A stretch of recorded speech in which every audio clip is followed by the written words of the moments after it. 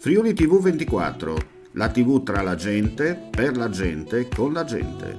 Una nuova realtà editoriale indipendente guidata da professionisti della comunicazione con alle spalle un background e un know-how ultra trentennale. Friuli TV 24 si riceve in Friuli Venezia Giulia, dal mare ai monti, digitando il tasto 88 del vostro telecomando. Per info potete contattare i numeri in sovraimpressione. La vostra attività vuole crescere e farsi conoscere? Passate da noi, i nostri consulenti sapranno darvi consigli utili per realizzare una comunicazione diretta e efficace.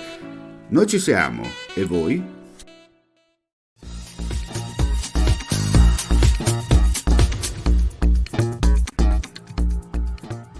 Giovanni Capanera, bilancio di fine anno per quanto riguarda questa stagione agonistica 2023, tante difficoltà, tanta burocrazia, ma alla fine il prodotto viene portato a casa, no? In effetti il prodotto è stato portato a casa, anche se alcune problematiche sono nate già all'inizio stagione. Diciamo la gara di Corno di Rosazzo, la 51esima Coppa Fratelli Granzotto, doveva svolgersi la seconda domenica di maggio. Caso voluto che nella stessa giornata ci fosse il grande raduno degli alpini a Udine e di conseguenza abbiamo dovuto spostare. Come ben si sa, quando si spostano le date, si spostano le manifestazioni, si rischia che cosa? Di non avere molti atleti.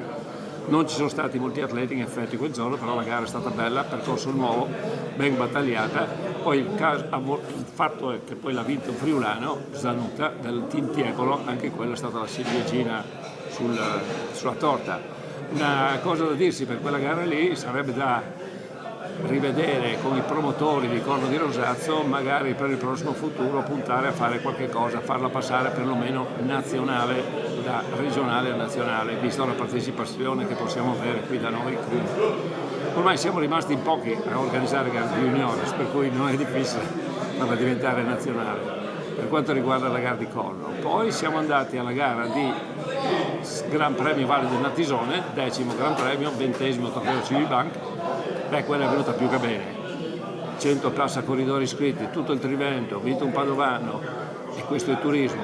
La presenza poi del campione olimpico Silvio Martinello, diciamo così, ha dato ancora maggiore importanza alla manifestazione. Questa ci ha fatto chiudere in bellezza la stagione. Purtroppo non siamo riusciti a organizzare la gara di Cividale perché, data anche la concomitanza con un'altra gara nella stessa giornata, avremmo avuto pochi corridori, per cui abbiamo ritenuto di sospenderla quest'anno.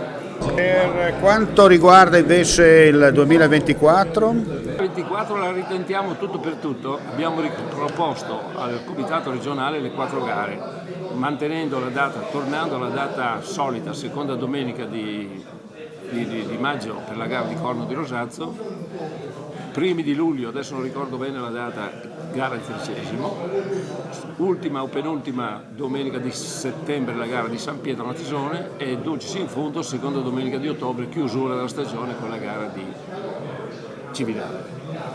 Ma quello che a me interessa soprattutto in questo, visto che sono tutte gare per juniores, dobbiamo a tutti i costi, e qui chiedo la collaborazione anche di chi ha a cuore il ciclismo regionale, non solo, la possibilità di creare una specie di una challenge con una classifica finale, con una premiazione finale e così via.